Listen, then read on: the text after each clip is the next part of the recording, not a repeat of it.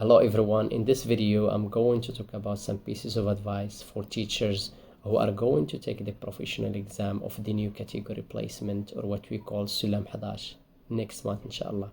As you know, we have two exams, of course. The first one is specialty or the major exam, which is English, and another one of الممارسة المهنية أو الوضعية المهنية in Arabic. When we talk about professional exam, we talk about to what extent you're professional, to what extent you're practical in your answers, and that's what they are looking for in you exactly. You read questions again and again, you read them constantly. Don't rush, because this gives you the opportunity to actually get deeply into the question.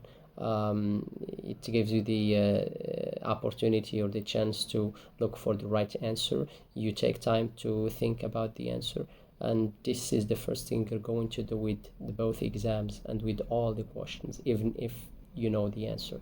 Number two is, when you're given theoretical questions, try to justify using practical answers. For instance, if you're given مثلا constructivism, try to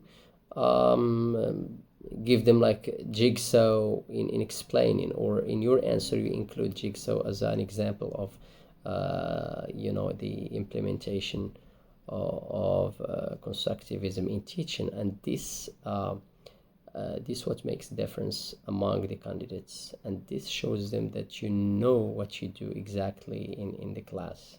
The same thing when you're given like lesson plans or something to plan, of course, because in the professional exam it's all about practice, so they give you what we call something to plan, to teach.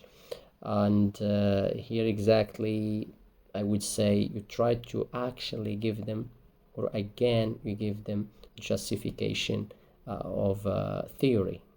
This is practice. When we talk about lesson plan, is practice. And in your rational, for example, you allude to theoretical concepts or theoretical answers that are about the topic. مثلا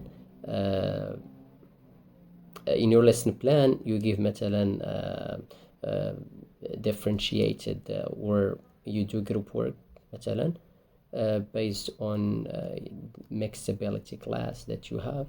Then you actually say in rational that you do this because it's differentiated pedagogy, or you do this because of implementing what we call UDL, or what you call universal design for language learning and teaching. Okay, this is it.